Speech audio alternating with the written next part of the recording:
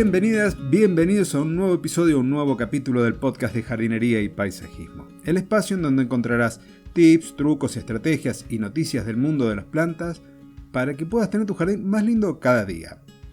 Hoy es un episodio especial, es el segundo episodio del mes de junio y como nos estamos acostumbrando o mal acostumbrando, nos está visitando siempre un profesional que comparte sus conocimientos y su experiencia.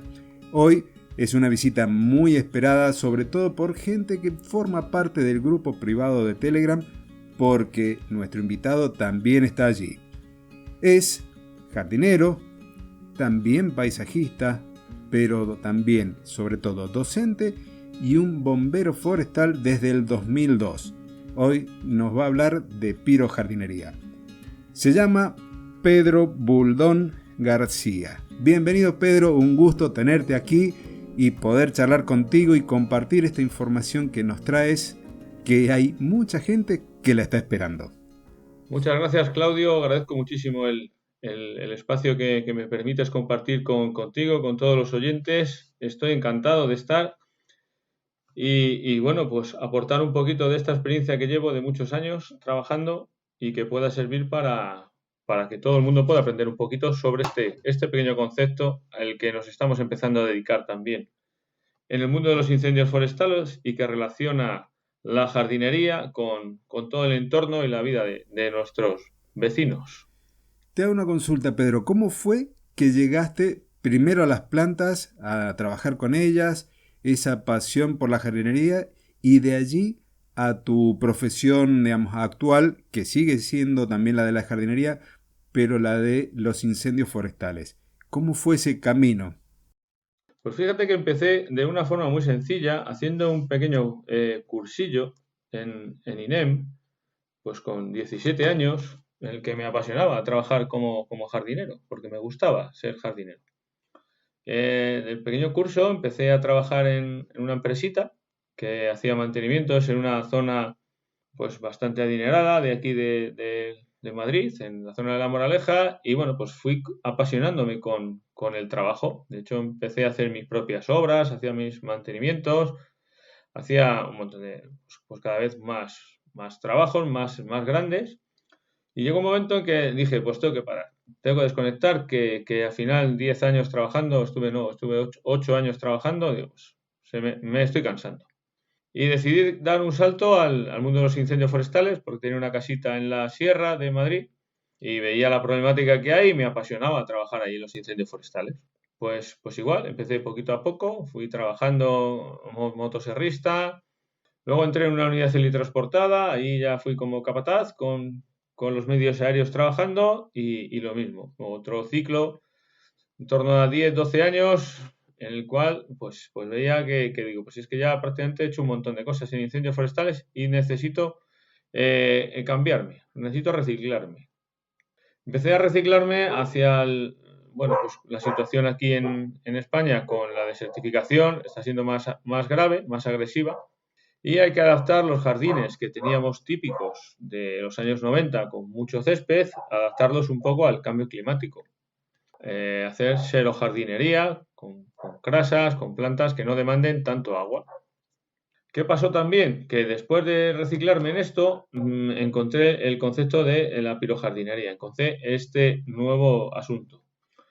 Yo vivo en una zona que es una zona de interfaz. Esto es una zona rural, no es rural del todo, es una urbanización integrada en zona forestal y cada 2-3 años sufrimos grandes incendios. ¿Vale? Aquí se nos van quemando pues en torno a 800 hectáreas, 1000 hectáreas por una zona por otras y nos vamos desertificando y vamos perdiendo esta masa forestal, pero además vamos teniendo cada vez más riesgo dentro de nuestras viviendas.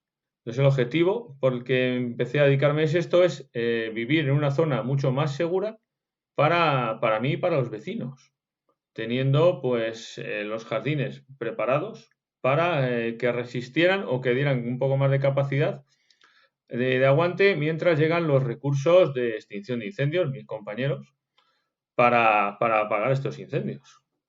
Ese fue un poco el paso de unir lo que eran todos los trabajos que he ido teniendo a lo largo de varios años, al final bueno, pues en esto de la pirojardinería.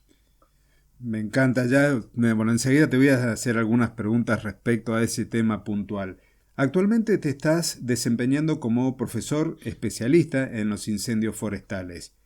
¿Qué tipo de información, qué tipo de formación estás entregando? ¿A quién va dirigida? ¿Dónde estás dictando clases? Y la persona que se forma allí, ¿qué es lo que termina aprendiendo y qué servicio puntual termina ejerciendo después frente a la sociedad? Sí, pues mira, la formación que nosotros impartimos allí en el instituto es una formación profesional, son grados medio y grado superior, para alumnos que vienen a partir de los 17 hasta 24 años más o menos. En ese rango de edad tenemos los alumnos. Estos chavales se están formando como técnicos en emergencias y protección civil en el grado medio y coordinadores de emergencias y protección civil. El futuro de estos alumnos va a ser todo lo que sea relacionado con el mundo bomberil, trabajos de rescate, trabajos de incendios urbanos, accidentes de tráfico, rescates en zonas confinadas, en terremotos, todos estos aspectos que tienen que venir con las emergencias actuales. Lo que en las administraciones van a plantear en unos años es que sea un requisito indispensable para entrar a formar parte de estos cuerpos. ¿Por qué? Pues bueno, porque estos chavales lo primero que hacemos es ya el que tiene esa ilusión, esa vocación por dedicarse a las emergencias, aquí lo va a potenciar y se le va a ver. Entonces estamos dando una formación, le estamos dando una serie de actividades prácticas que ya luego van a tener que trabajar con ellas. O sea, si alguien ahora mismo entra en una oposición, en un cuerpo de bomberos mediante una oposición, pues luego tiene que pasar un proceso de aprendizaje de ese oficio. En el caso nuestro, ese aprendizaje ya está hecho, con lo cual sería simplemente integrarle en el dispositivo. En el caso mío personal, yo me encargo de explicarles todo lo que es el tema de los incendios forestales. Les explico desde la vigilancia hasta el remate y la liquidación. Explicamos todos los aspectos en los que una de estas personas puede encajarse a trabajar y que lo conozcan. Aquí ya saben si les va a gustar el trabajo o no, ya sabes si van a encajar en el sector o no. ¿Vale? Es una formación es pionera, como os digo, más o menos no lleva muchos años aquí en España.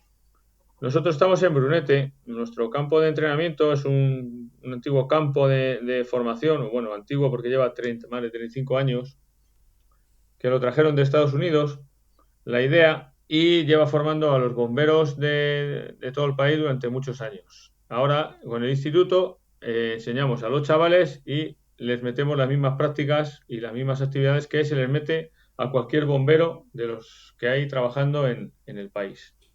Interesante. ¿Y cuánto duran la formación? ¿Cuántos años son o son ciclos semestrales?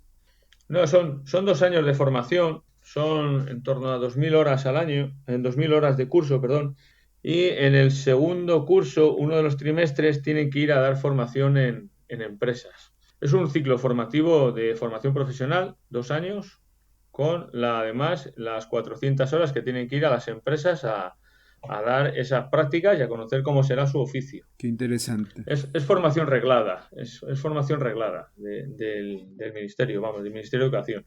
Excelente. Qué bueno que tengan esa posibilidad y que ya los jóvenes a temprana edad, con 17 años, uno que ya ha recorrido unos cuantos, lo ve muy pequeño con 17 años, Sí. tengan esa vocación de servicio y también la parte forestal, el cuidado del medio ambiente es fundamental. Ahora, si te parece, Pedro, pasamos a la parte más interesante, a la que quizás todos están esperando. Vamos a hablar entonces, o nos vas a hablar, de pirojardinería. Me gustaría que nos des como una introducción, que nos cuentes de qué se trata y después vayas avanzando. Te voy a dejar libre para que nos cuentes todo lo que consideres importante sobre lo que tiene que ser, cómo tienen que ser, perdón, las zonas donde hay un encuentro entre el bosque y la ciudad, en las zonas urbanas, y después, quizás puntualmente, esas adaptaciones del jardín que recién algo nos comentaste. Así que es todo tuyo, cuéntanos qué es la pirojardinería y todo lo que consideres importante para que la audiencia se lleve una idea acabada de este concepto tan interesante. Vale, sí, pues la pirojardinería lo que hacemos, en lo que nos basamos es la adaptación de estos entornos urbano-forestales, creando espacios que frenen un poco la intensidad o la actividad de los fuegos forestales.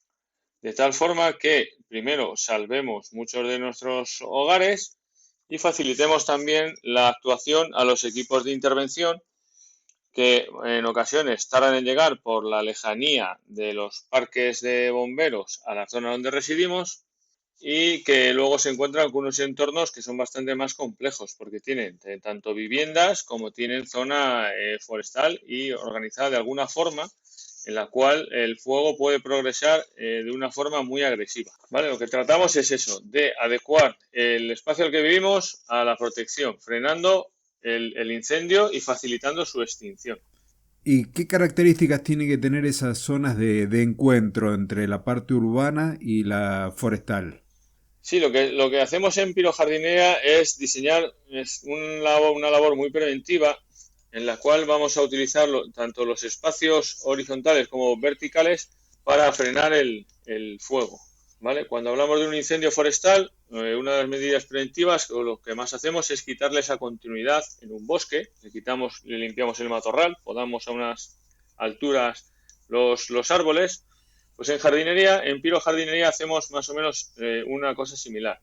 Proyectamos o planificamos un espacio, un jardín, en el cual tengamos la vegetación a diferentes distancias, tanto el matorral como el arbolado, y separada de las edificaciones.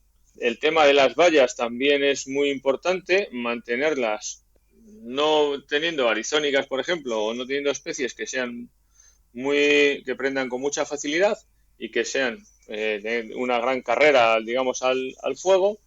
Bueno, pues sembrando otro tipo de vegetación o haciendo discontinuidades para que el avance de esas llamas sea un poquito más lento. Alrededor de los bosques y cercanos a estas urbanizaciones, ¿se deja alguna especie de cinturón o de franja de seguridad? ¿Cómo se trabaja? ¿Qué distancia es la recomendable desde la urbanización o desde la vivienda al bosque propiamente dicho? Sí, se suele dejar una distancia en torno a 25 metros desde lo que es la zona forestal. Esa es la primera línea. Una zona de protección de 25 metros desde lo que es la zona forestal hasta el inicio de las viviendas. ¿Vale? Ahí podemos incluir, si queremos, si hay alguna carretera o si hay un camino, estaría incluido. ¿Vale? Pero esa franja tiene que quedar libre completamente. La ley dice que debería ser una franja de entre 500 metros, lo que debería estar completamente limpio entre la zona forestal y la zona de urbanización. Pero se llega a entender que dejando 25 metros completamente limpios son ya suficientes para que un supuesto fuego, un incendio que tuviéramos en esta zona no penetrara en nuestra urbanización. ¿Vale? Este terreno debería estar completamente limpio. Si queda algo de arbolado, los árboles tendrían que estar separados en torno a partir de unos 6 metros para que las copas no se encendieran y no fueran pasando el fuego de una copa a otra. Esta distancia que estás comentando de 6 metros entre árboles es la misma sigue el mismo principio de lo que tendrían que hacer las modificaciones en cuanto al paisajismo o al diseño de los jardines, la distancia entre las plantas, entre los árboles, entre los arbustos y junto con la elección de las especies vegetales que se colocan. ¿Entendí bien entonces? Sí, sí, efectivamente. La idea es esa, que dentro de lo que es nuestra zona urbana, dentro de donde tenemos nuestra parcela, nuestra zona de residencia, todo lo que es la zona de jardín la tendríamos diseñada así, manteniendo distancias en torno a 6 metros en el arbolado, manteniendo distancia entre 3 metros más o menos entre el matorral, diseñando unos caminos que nos pueden ayudar a frenar el avance también, haciendo de función de cortafuegos, y podríamos mantener o incluir dentro de esta zona algunas zonas húmedas de riego con algún pequeño dique, un embalse o alguna cosita, una fuente, que nos ayuden también a darle una cierta humedad a esta zona de jardín que esta humedad va a evitar que el fuego propagase o entrara dentro.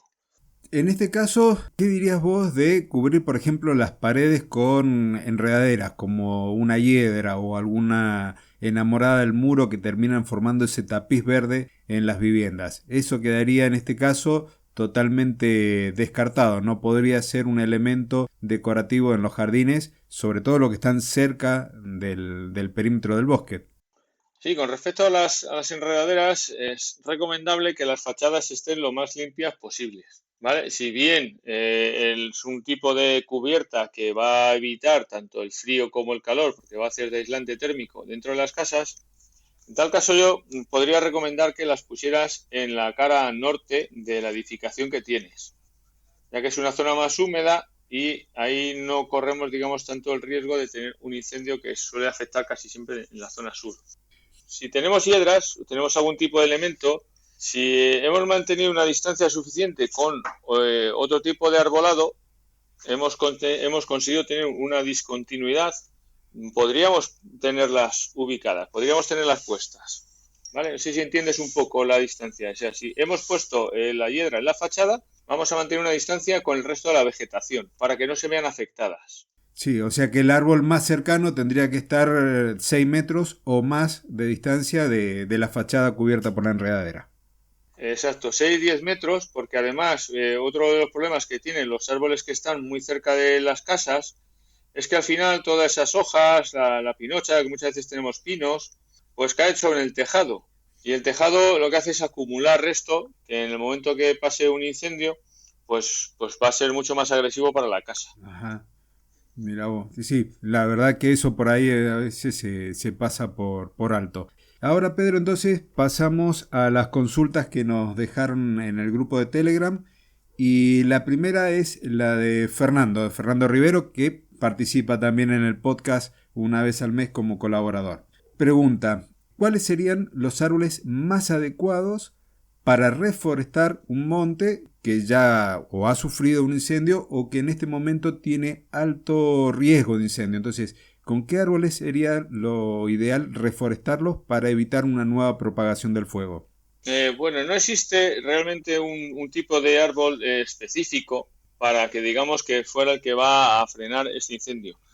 Siempre recomendaríamos poner árboles autóctonos, árboles que sean de la zona. ¿Por qué? Porque en nuestro caso el clima mediterráneo es un clima que está destinado a arder. A lo largo de toda la historia, siempre el clima, o sea, siempre estos países mediterráneos han ardido mucho.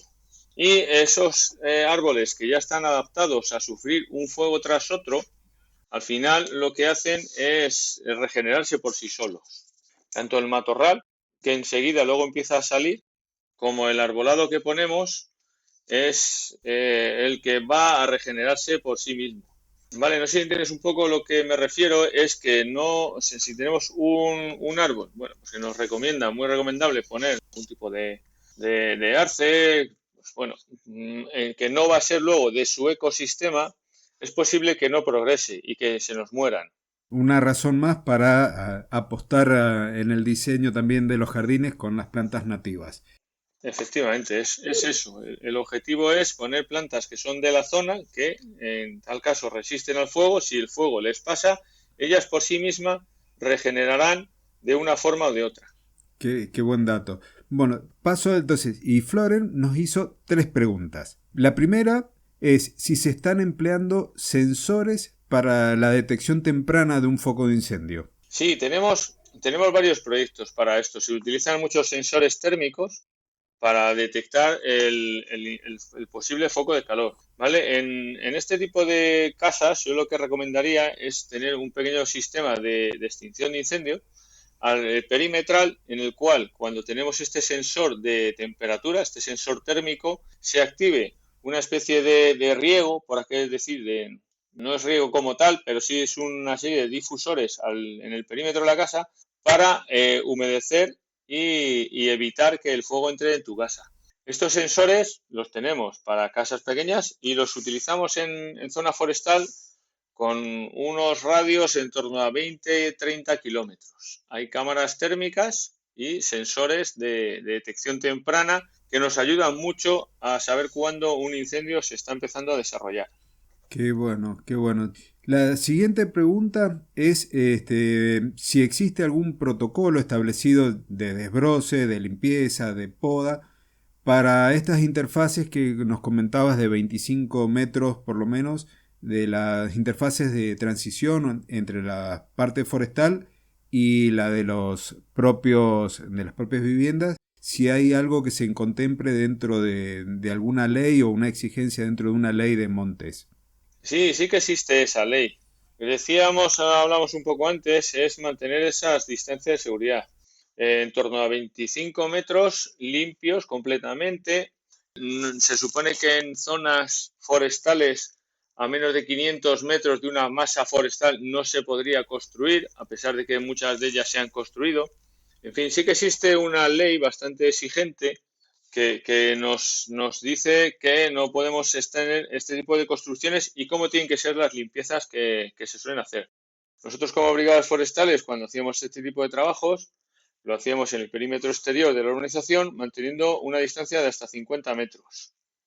Ahí lo que hacíamos siempre es la discontinuidad. Y a los propietarios de las fincas les indicábamos estas pautas de mantener al menos 25 metros de limpieza. Les aconsejábamos sobre la poda y cómo hacer las tareas para que ellos mismos dentro de sus casas tuvieran ligeros conocimientos y, digamos, los aplicaran para la prevención del fuego una vez, por el motivo que sea, haya entrado. ¿Vale? Porque no tiene por qué ser por radiación o por convección, sino simplemente a lo mejor ha entrado una pavesa dentro de la casa y a ellos les ha prendido. O sea, hemos hecho un trabajo de 50 metros, pero la pavesa ha cruzado volando por viento, por las condiciones que sean, y se ha metido el incendio entre las casas. Ahí te voy a hacer una pregunta, te voy a interrumpir porque esa expresión que utilizaste es la primera vez que lo escucho, pavesa. No sé a qué se refiere. Vale, las pavesas son los elementos volátiles que la vegetación desprende, tanto por la temperatura, por con la corriente térmica, que suben hacia el cielo, suben a las partes, al aire, suben hacia arriba, y que se van desplazando y pueden caer en otras zonas. ¿Vale? Digamos que cuando tenemos un incendio en un encinar, todas estas hojas que están ardiendo, o las piñas de los pinos, saltan, ¿vale? Y se nos desplazan a determinadas distancias. En ocasiones son distancias cortas, pero puede ser que haya distancias más grandes. Entonces, ¿cuál es el problema? Que si hemos hecho un trabajo perimetral de 50 metros, si tenemos una pavesa que nos cruza a ese ancho, podría entrar dentro de las casas. Con pavesa nos referimos a un pequeño objeto incandescente que ha salido de la vegetación donde estaba ardiendo, ha saltado por las corrientes térmicas, por la propia, claro, la temperatura y el propio incendio, y prende en otro punto determinado. Que en muchos de estos casos lo que hace es prender dentro de la propia urbanización. Y se genera así un nuevo foco de incendio que atender. Efectivamente, se nos genera un nuevo foco de incendios. Si se nos genera dentro de una casa, pues, o en una vivienda, pues ya sabéis el problema que ello conlleva, que hay que cambiar toda la estrategia.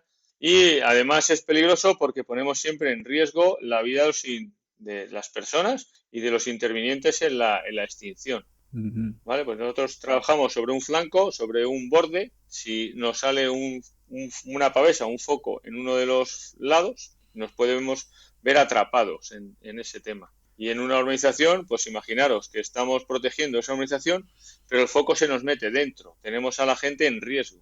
Sí, todo esto me lleva a pensar que, bueno, el objetivo principal, tanto de las prácticas que se hacen en la zona del bosque como dentro de las zonas urbanas, es para que ustedes, primero, proteger a la gente que está viviendo en ese entorno, y segundo, que ustedes puedan concentrar todos sus esfuerzos en atender el incendio en la zona forestal sin tener que preocuparse por eventuales riesgos de la zona urbana, de la zona que está habitada.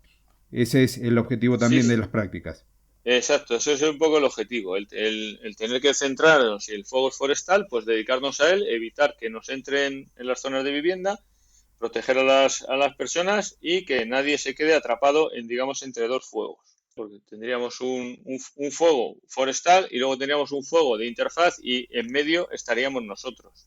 Con lo cual genera unas situaciones pues, de atrapamiento que en casos han llevado incluso a las desgracias. Sí, qué triste.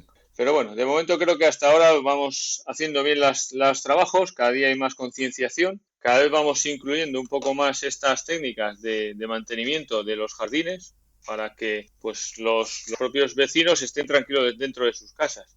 Bien, y ahora entonces la última pregunta que nos dejó Floren.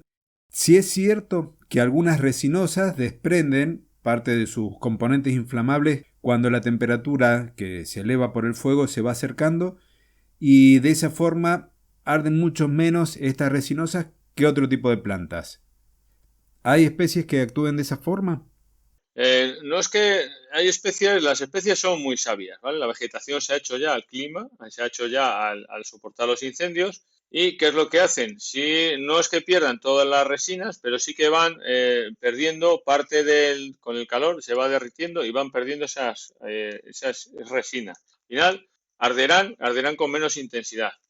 Lo que sí hace mucha vegetación es cuando va a venir un fuego, prepararse para ello. Entonces, por ejemplo, hay ciertos pinos que lo que hacen es que lanzan las piñas muy lejos para que se puedan luego regenerar, igual que ciertos matorrales. Tenemos las jaras, por ejemplo, que son plantas que son pirófitas, que arden con cierta intensidad y una vez que sientan esa temperatura, lo que lanzan son todas las semillas que tienen para que una vez pasa el fuego, esas semillas se depositan en el suelo y en cuestión de 4 o 6 meses, un año, volver otra vez a regenerar y cubrir otra vez el suelo con esa especie, con esa jara u otras que hay, bueno, que se han hecho al sistema y resiste año tras año a los fuegos que hay. Qué increíble, qué sabia que es la naturaleza.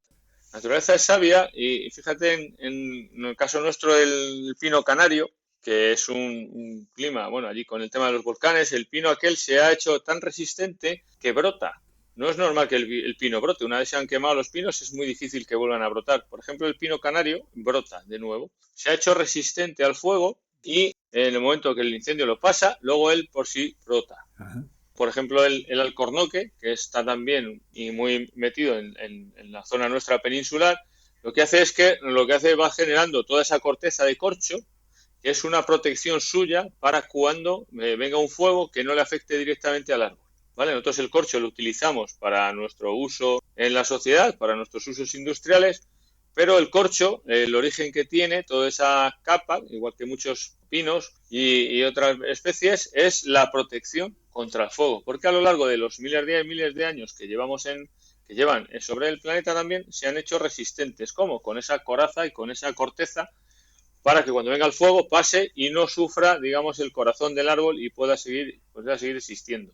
Qué importante, qué buena información que estás compartiendo con nosotros, Pedro. Y ahora ya estamos terminando el episodio.